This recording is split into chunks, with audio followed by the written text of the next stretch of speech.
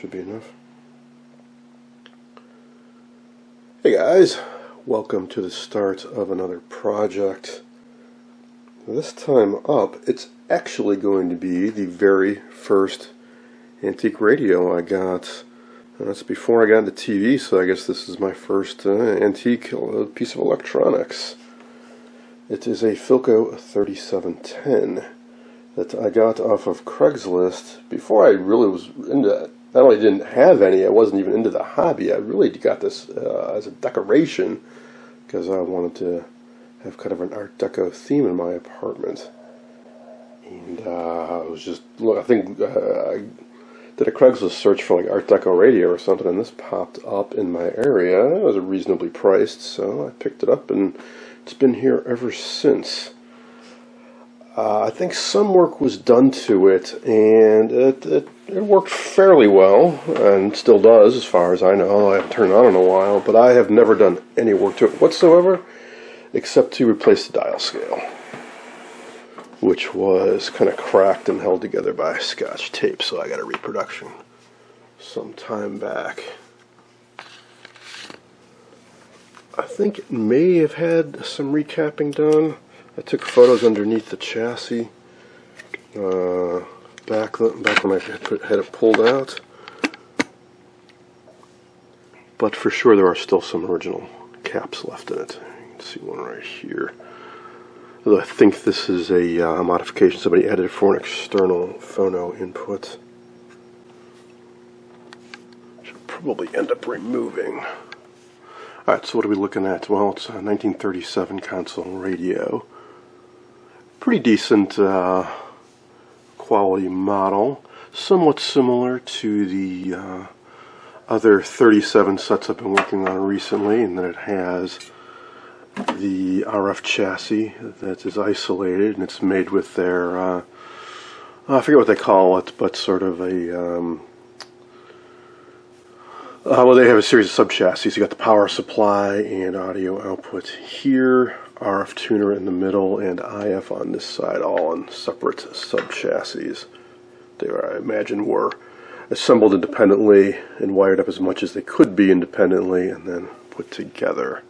Servicing them can be a little tricky, but after doing a couple other 37 sets of Philco radios, I've got some experience with it now, and I've got reproduction rubber parts on hand. Because for sure one thing I want to address is the lack of cushioning. I got a couple felt cushions in under here to get the chassis up a little bit, but they're I have some better reproduction rubber shock mounts. The original ones had all shrunk down and rotted away. Similarly, the floating chassis here is in pretty bad shape. There are a couple, there's a rubber washer on either side up front, and there should be one in the back here, and I was just looking at this and realized that not only is it deteriorated, but the screw is completely missing. There should be a screw running through here and going into that. So not only is this rock hard, but it's not even attached to anything, so it's completely bottomed out in the back. So that all needs to be addressed. I think the original electrolytics are present. I think some of them may have been bypassed underneath, but they are here, so I'll be restuffing them. Some of the original G-type tubes are also present, which is nice. These are the kind, this type of Philco where you kind of need to have the G-types if you want to use the original square shields, because metal type tubes won't fit in here unless you kind of bend these apart. This, oops, my battery died. Let's see how far we get this time. So, as I was saying, that is not the original Philco, which would have been a G-type just like this, but 6Gs are not so common. That's a dual diode, I imagine, used for the detector. See if I can scrounge one up, and a suitable shield. Looks like some of the others are the original. That's not an original type. That's been replaced with a metal one. That is a G-type in there. Rectifier, and these two don't have shields. It doesn't so much matter. His original would have been 6F6s. I believe I have 6 V6s in there now, which are pretty darn compatible. But I'll put some F6s in there. I think this will have a similar push-pull output circuit, which uses no transformer with the screen grid phase inversion trick. Down below, we got a nice big speaker. Looks like there was a tear maybe in the cone. It's been repaired. The most interesting thing about this radio, really, though, is from the front.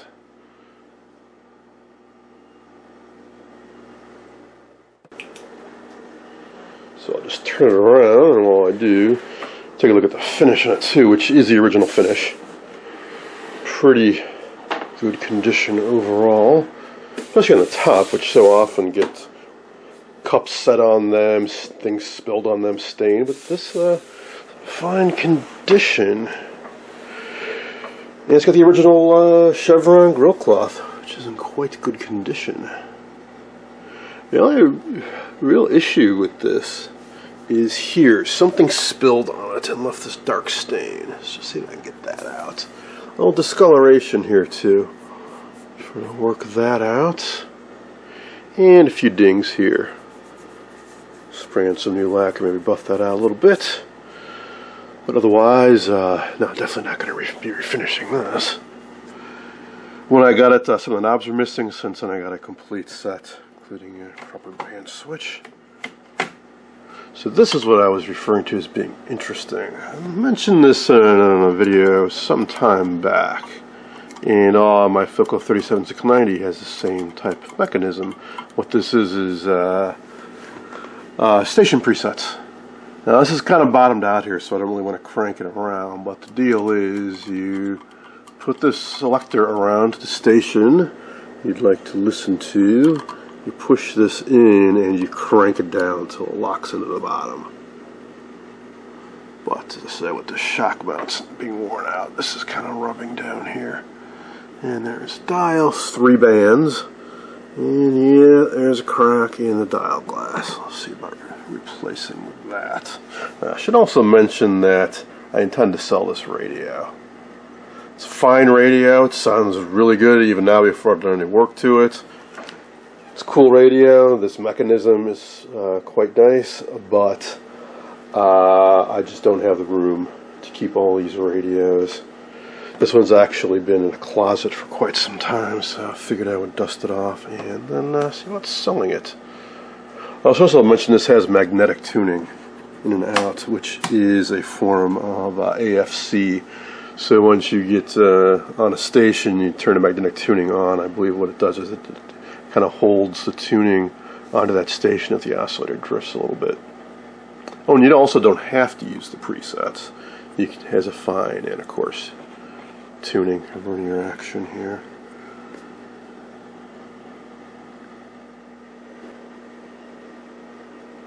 So I think the order of attack will be pull off the knobs, get the chassis out, and start working on that. Hey, how about that? It actually has a plug on the speaker. Nice. I don't have to unsolder any wires or anything, so that's cool. So we pull this out and start working on this, and while that's going on, I will apply selectively some lacquer and touch this up a little bit. Maybe some Howard's Restore finish. The cabinet looking really nice.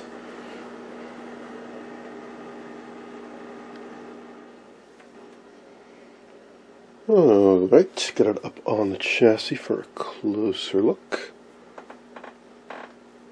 Definitely all the original Philco caps are present, so that's cool. I haven't quite seen IF cans that look like this before. Pretty sure they're original, but that's definitely different from the round IF cans I've seen before.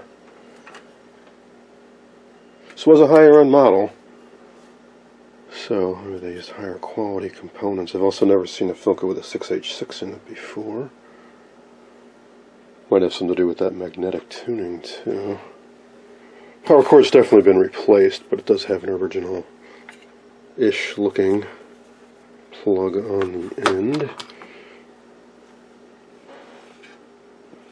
One kind of annoying thing, you can't set this flat on the workbench because it's got this band switch part that sticks down here. That's why I have it hanging off the edge. I can flip it up.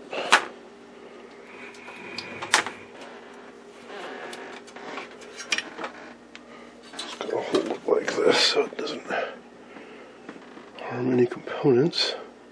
So there's a big dial on the front that I replaced. Got a bunch of lights, I think there's 5 lights all around that dial to provide plenty of illumination. And notice there's a plug on the front. I wonder what that's about. And here we go underneath. Okay, yeah, it's definitely had some work done. The orange wiring is new, and the cap up there, and these two down here are replacements. Be getting those out of there. I'm not sure what's inside of those insulating tubing things there, but to go into that cap down there, in this area typically you would have AC bypass caps. So I'm not sure. Could be, they actually look like power dog bone resistors. I'm gonna kind of peek into one end of them. Interesting construction. Otherwise, let's see. Oh, we still got some definitely some Philco paper caps.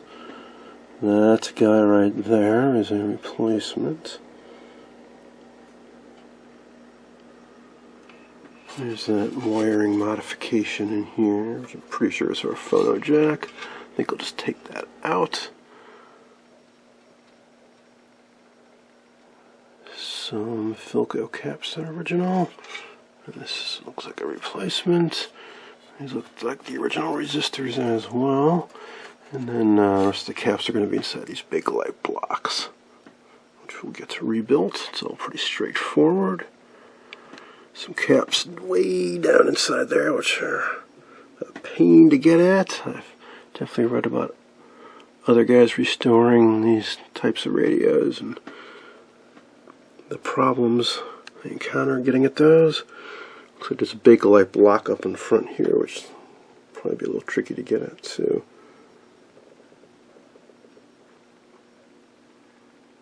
First thing I want to do now is take some reference photos and then pull up some 3710 service info. I think I've got the original Philco service bulletin for it.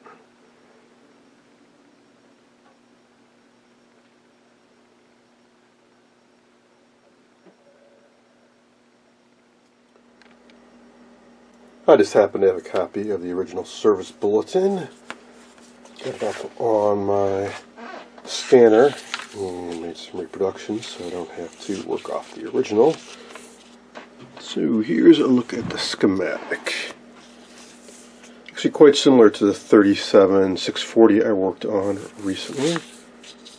6K7 RF, 6A8 detector oscillator or oscillator mixer, however you prefer to think about it. And 6K7 IF amp, and then 3711, which is very similar to 3710, uses a 6J5 for the detector and 6K5 for audio. Well, 3710 that I have uses the combination tube 6Q7 for both detector and first audio amp, and then the 6F6 push-pull output using screen grid inversion and 5Y4 rectifier. Now what I glossed over is what makes this radio a little bit different, which is this guy, discriminator, 6H6. It's this guy right here that I mentioned that was used for that magnetic tuning. What that does is detect when the receiver is drifting off of a station and goes through this filtering here and eventually comes around to the 6N7 oscillator control. This is an AFC circuit.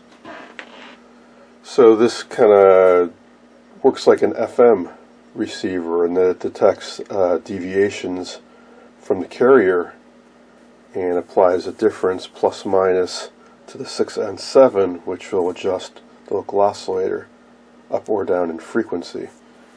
So it'd be interesting to see how that works. Maybe we can play around a little bit with the scope and some signal generators and simulate drift and see, like, so what if I fire up the signal generator to simulate a radio station, and we look at the scope on the local oscillator of the radio as I change the RF carrier frequency of the RF generator, we should see the local oscillator on the receiver change to track it.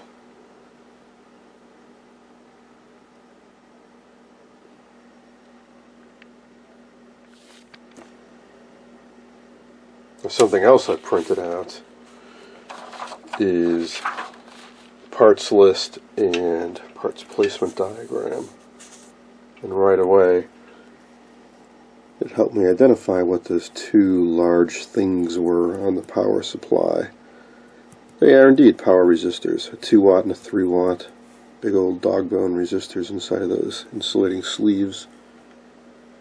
So I guess what I call the power supply, they call the power unit. And then there's the RF unit in the middle, and then the IF unit. Very clear, crisp scan and printout.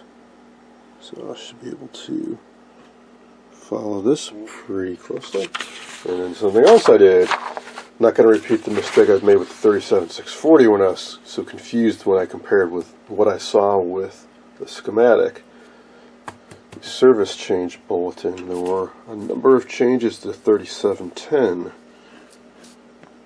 particular, some changes to that discriminator 6H6 wiring, changes to the 6A8 tube biasing, and some corrections to the schematic. So, interesting to see if my chassis already has these changes incorporated or not.